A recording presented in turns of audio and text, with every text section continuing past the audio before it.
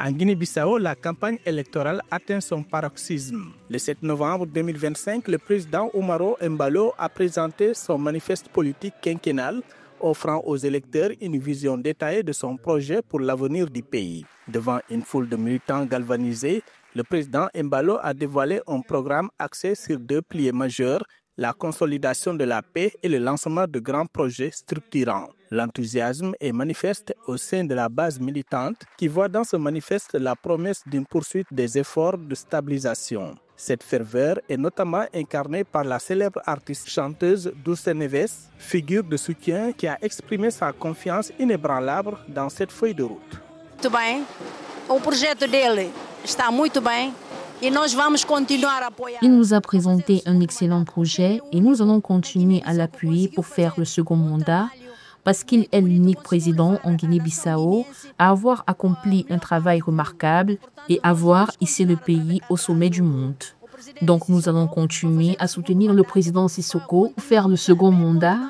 Nous allons continuer à construire la Guinée-Bissau pour une vie meilleure, pour un avenir meilleur. Porque ele é único, é capaz de tudo. Ele sabe e consegue fazer.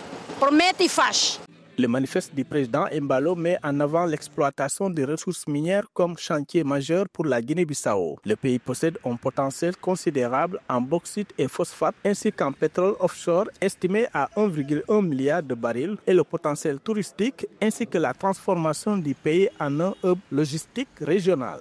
La tranquillité, la stabilité, ce sont les mots-clés qu'il a lancés pour le futur. Il a dit « j'ai promis et j'ai fait ». Alors, je promets encore une fois et je ferai plus que ce que j'ai fait dans ce premier mandat. Donc, ce qui permet aux gens de croire à son projet, un projet qui est bien ficelé, qui dans un premier temps fait l'étalage de son bilan et dans un deuxième temps fait une sorte d'évaluation de ce qui a été fait pour ensuite lancer les idées pour le futur. Un futur que la Guinée-Bissau pense marquer avec ces énormes potentialités qui ne sont pas encore exploitées. Je veux parler du tourisme, je veux parler des ressources minières, et je veux parler également de grands travaux pour faire un hub en matière de transport aérien à Bissau avec la réhabilitation totale de l'aéroport international Oswald Vier.